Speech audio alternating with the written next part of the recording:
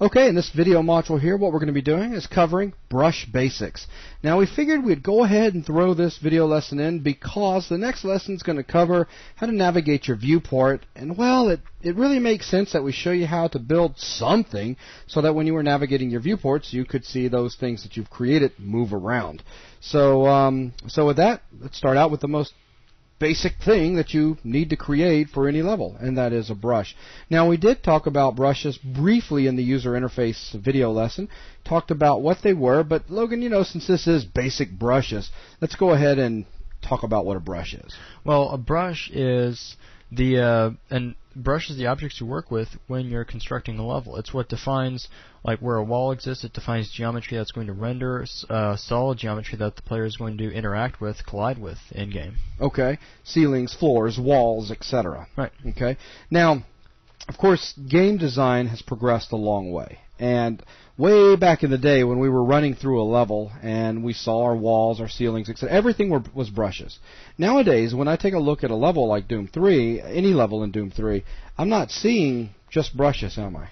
No, you're also seeing other objects that displays meshes that are designed elsewhere in other packages. Right, a rich world full of meshes that, well, the video cards have been designed in such a way nowadays that they're able to produce these things with high detail and render them out quickly in a scene, right? Right, and in order to create those, as far as the game's concerned, it only takes up the area of, say, a small rectangle. Right. But really, the object in question is a very detailed model or support beam or something that you would need a full modeling application to truly create. Exactly. So with that, let's go back to brushes.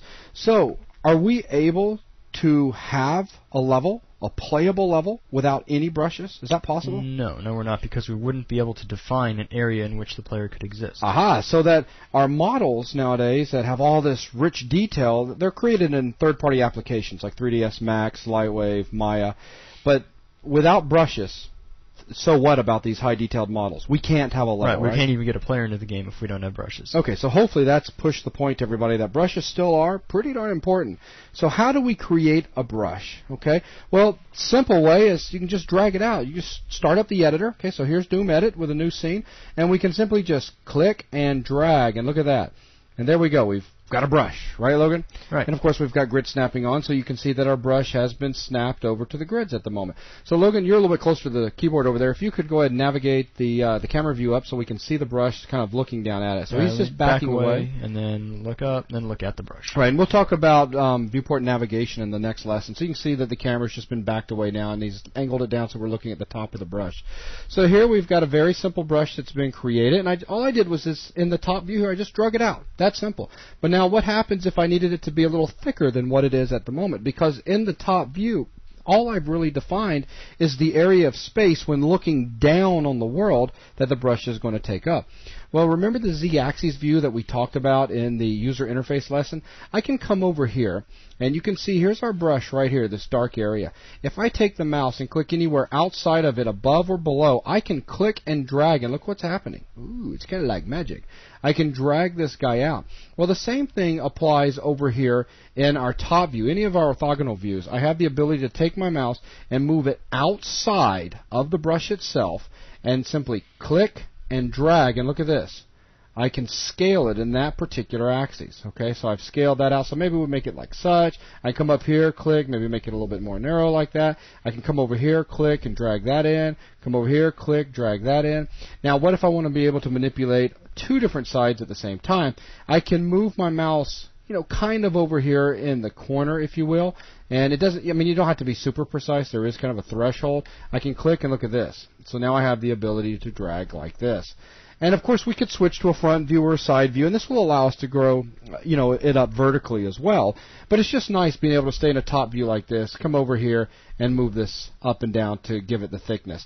Now that we've seen how we can scale it to make our brush larger or smaller, what happens if we need to physically move the brush? Because obviously, when you're creating a level for Doom 3, all of your brushes are not going to exist in the same place and just be different sizes. We're going to need to move them around, right? I mean, if this was to serve as a floor right now, we'd need to put our walls kind of on the outside over here. So how do we go about doing that? Well, for moving it around, all we need to do is click anywhere inside of the brush, and we have the ability to reposition where it's going to be. And the same thing does apply over here. Let's go ahead and thicken the brush up just a little bit. If I put my mouse inside the brush and click and drag, I can move it in the Z-axis up and down. Okay, so very convenient. Now, we have some other brush types that we can make as well, don't we, Logan? Right. We can basically, this is going to be the starting point. When you click and drag out a brush, that's how you bring a brush into existence. Okay. Beyond that, once we already have a brush in existence, we could say, well, we wanted a triangle or a cylinder instead of a cube. And you know what? Before you do this, I just thought about something that'd be really good to go ahead and introduce. We've told them how to scale it and all, but now we're starting to talk about multiple brushes and all. What do we need to do to deselect a brush? So to deselect, this guy's currently selected. See how he's highlighted red? Deselect him. What do you do? Hit escape, and that clears the selection. Well, that was pretty easy. So if I wanted to select him again, if I just move my mouse over here and left-clicked on him, nothing's going to happen. Because with nothing selected, if you click, nothing happens. If you click and drag, you're creating a new brush. That's right. So right now, if I click and drag, what do you know? It's a new brush, just like you said. So now I have this brush selected. So let's say I want to deselect the brush, so we'll hit escape. And now I want to go ahead and select this brush. So all I need to do is hold down, Shift, and click. And let's try that. There we go. And we click it, and there. So now we have multiple brushes that we can come in here. If I want to come over here and grab this guy, shift-click. Of course, I hit escape to get rid of the one thing, drag it around. Now, can we select multiple brushes at the same time? Right. As you're holding shift, just keep clicking on more brushes. It's as simple as that. And now with both of them selected, we can move both of them around at the same time. Okay? And you can come over here. Isn't that cool? Scale them both at the same time. Interesting stuff. So I wanted to go ahead and point that out. And another thing that's worth pointing out real quick before we jump into different shaped brushes is textures. Right now, if you go ahead and hit escape, look at the colors. Completely black. They're not very exciting, are they? So right now, we're looking at the textures inspector. So if we were to go and select one of the brushes, and then go down there and just click on one of those textures. That'll apply the texture. We now have a texture applied. Of course, we're not yet getting into how do you align a textures and things like that. All I'm trying to do is just show you guys that you can come in here and put a texture on. And one other thing to keep in mind is if you have a texture selected and you draw out a new brush, that brush is going to have the texture that you're currently using. Absolutely. So now let's talk about what happens if you want to make, let's say, a 3-sided brush or a 6-sided brush or something like that for some sort of shape that you're creating for in your level. How do we do it? Well, simply select an existing brush, or if you don't have one, drag out a new one. So I'll grab this one. Now we want to make this into more of a cylinder type shape. So we can go up to Brush and select how many sides we want that brush. There you go. So if we grab, say, 6-sided. There we go. Hexagonal brush. And what's really interesting about this now, of course, is we have the ability to scale in this Right, the direction. scale still respects what edge you're trying to scale from, just as in the case of a cube. So it is very interesting. It's very interesting to work with. So like that, and maybe like this, and we've made some funny-looking stuff there. Funny. Okay, so you get the idea.